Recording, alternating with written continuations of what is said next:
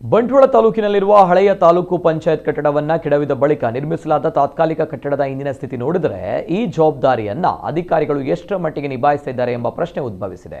ಸಾರ್ವಜನಿಕರ ಪ್ರಮುಖ ದಾಖಲೆಗಳು, ಆಡಳಿತದ ಅಮೂಲ್ಯ ಕಡತಗಳು ಮತ್ತು ಸರ್ಕಾರಿ ದಾಖಲೆಗಳನ್ನು ಸುರಕ್ಷಿತವಾಗಿ ಸಂರಕ್ಷಿಸುವುದು ಸಂಬಂಧಪಟ್ಟ ಇಲಾಖೆಗಳ ಮೊದಲ ಜವಾಬ್ದಾರಿಯಾಗಿದೆ. ಆದರೆ ಈ ಪ್ರಮುಖ ತಾತ್ಕಾಲಿಕ ಕಟ್ಟಡದಲ್ಲಿ ವಿವಿಧ ಇಲಾಖೆಗಳ ಕಡತಗಳನ್ನು ಯಾವುದೇ ಸಮರ್ಪಕ ವ್ಯವಸ್ಥೆ ಇಲ್ಲದೆ ರಾಶಿಯಾಗಿ ಸಂಗ್ರಹಿಸಲಾಗಿದೆ.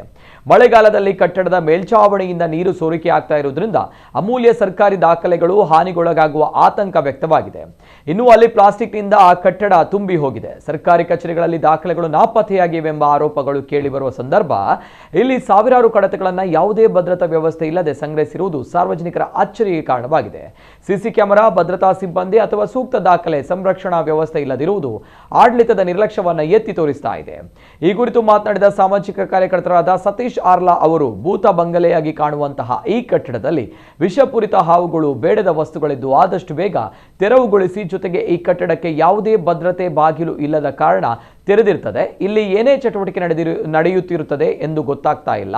ಹಾಗಾಗಿ ಇದಕ್ಕೆ ಸಂಬಂಧಪಟ್ಟ ಅಧಿಕಾರಿಗಳು ಗಮನ ಹರಿಸಿ ಸ್ಪಷ್ಟ ಉತ್ತರ ನೀಡುವುದರ ಜೊತೆಗೆ ತಕ್ಷಣ ಕ್ರಮ ಕೈಗೊಳ್ಳಬೇಕೆಂದು ಆಗ್ರಹಿಸಿದ್ದಾರೆ.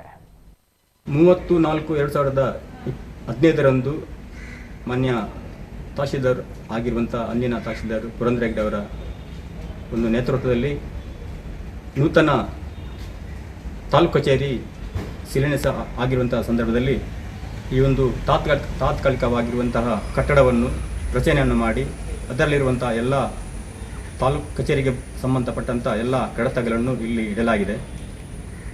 ನಾವು 22/10/2017 ನೂತನ ತಾಲೂಕು ಕಚೇರಿ ಲೋಕಾರ್ಪಣೆಗೊಂಡಿದೆ. ತದನಂತರ ನಾವು ನಮಗೆ ಬೇಕಾಗುವಂತಹ ಒಂದು ರೆಕಾರ್ಡ್ ರೂಮ್ನಲ್ಲಿ ಕೇಳುವ ಅರ್ಜಿಯೊಂದಿಗೆ ನಾವು ಕೇಳುವ ಸಂದರ್ಭದಲ್ಲಿ ಕಡತಗಳು ಇಲ್ಲ. ನಮಗೆ ಪ್ರತಿಯೊಂದು ಅರ್ಜಿದಾರರಿಗೆ ಹಿಮ್ಮರವನ್ನು ಕೊಡುವಂತಹ ಒಂದು ಸನ್ನಿವೇಶವನ್ನು ನಿರ್ಮಾಣ ಮಾಡ್ತಿದ್ದಾರೆ. ನಾವು ಕೇಳುವಾಗ ನಮ್ಮಲ್ಲಿ ಕಡತ ಇಲ್ಲ, ಮೂಲ ದಾಖಲೆ ಇಲ್ಲ ಅಂತ ಹೇಳ್ತಾರೆ. ಇಲ್ಲಿ ತಾತ್ಕಾಲಿಕ ನೆಲವಾಗಿರುವಂತಹ ಈ ಕಟ್ಟಡದಲ್ಲಿ ನೋಡುವಾಗ ಬಹಳಷ್ಟು ಕಡತಗಳು ಇಲ್ಲಿ ರಾಶಿ ಬಿದ್ದಿರುತ್ತದೆ. ಅದರ ಜೊತೆಗೆ ಈ ಭೂತ್ ಬಂಗಲೆಯಾಗಿ ಕಾಣ್ತಿರುವಂತಹ ಈ ಬಂಗಲೆಯಲ್ಲಿ ವಿಷಪೂರಿತ ಹಾವುಗಳು, ಬೇಡದ ವಸ್ತುಗಳು ಇಲ್ಲಿ ಜಮವಾಗಿರುತ್ತದೆ.